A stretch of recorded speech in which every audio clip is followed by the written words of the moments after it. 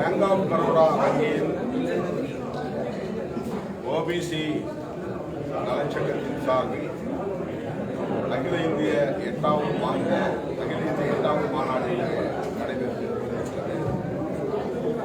9வது ஆண்டு விழா நடைபெற்று வருகிறது.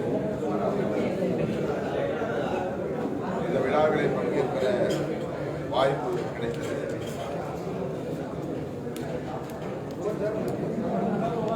ஓபிசி சமூகத்தினரை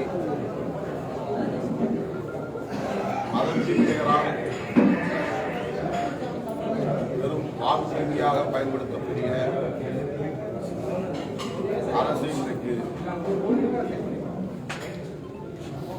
பாஜக அரசு செயல்பட்டுக் கொண்டிருப்பதை அறிவோம். இந்த சூழலில் கோட்பாட்டுக்கும் எதிரானவர்கள் இந்த நாட்டை ஆண்டு கொண்டிருக்கிறார்கள். ஆகவே அவரிடமிருந்து நாட்டை காப்பாற்ற வேண்டும், சமூக நீதி கோட்பாட்டை காப்பாற்ற வேண்டும்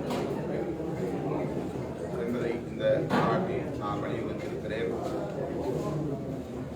ஓபிசி சமூகத்தினரின் இடஒதுக்கீட்டுக்காக பகுஜன் ஒற்றுமைக்காக பாடாற்றிய முன்னாள் பிரதமர் VP சிங் நடந்து முடிந்த நாடாளுமன்ற தேர்தல் அமைந்திருப்பதாக கருதுகிறேன். அல்லது அரசமைப்பு சட்டத்திற்கு எதிரானவர்கள் அரசமைப்பு சட்டத்திற்கு ஆதரவானவர்கள் என்ற அடிப்படையில் தான் மக்கள் வாக்களித்திருக்கிறார்கள். எனவே அரசமைப்பு சட்டத்திற்கு எதிரான பாசிச சக்திகள் வீழ்த்தப்படுவார்கள்.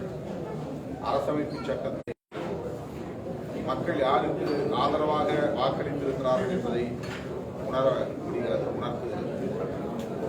அவர் அண்மை காலமாக பேசி வருகிற கருத்துக்கள் யாவும் அவர் மிகவும் பதற்றத்தில் இருக்கிறார், தோல்வி பயத்தில் இருக்கிறார் என்பதை உணர்த்துகிறது. குறிப்பாக பேசி வருகிற கருத்துக்களும் சரி, அவர்கள் ஒவ்வொரு கட்ட தேர்தலிலும் பதற்றத்திற்கு உள்ளாகி வருகிறார்கள். மக்கள் பிஜேபிக்கு எதிராகத்தான் வாக்களிக்கிறார்கள் என்பதை உணர்த்துகிறது. ஆகவே ஜூன் 4ஆம் தேதி வரவிருக்கிற தேர்தல்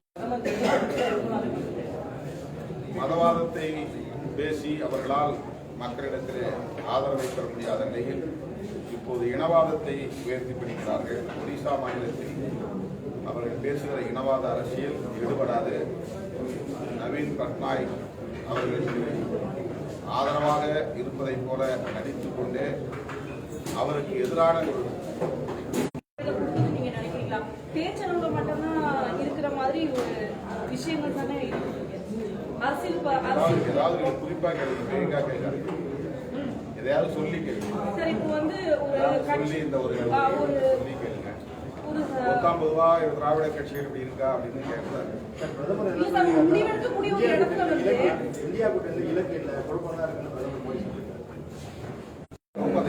அங்கீகரிக்கும் நான் தயாராக வேட்பாளர்கள் வந்து இருக்காங்களா அரசியல் வந்து இந்த கட்சியில வேட்பாளர்கள் சம்பந்தப்பட்ட விஷயம் தேர்தல் அதான் இருக்கட்டும். ஒரு முக்கியமான முடிவு எடுக்கக்கூடிய ஒரு இடத்துல வந்து சிறுபான்மையினர் தாழ்த்தப்பட்டவர்களுக்கு முக்கியத்துவம் கொடுக்கப்படுது நீங்க நினைக்கிறீங்களா? கட்சி அடிப்படையில் தான்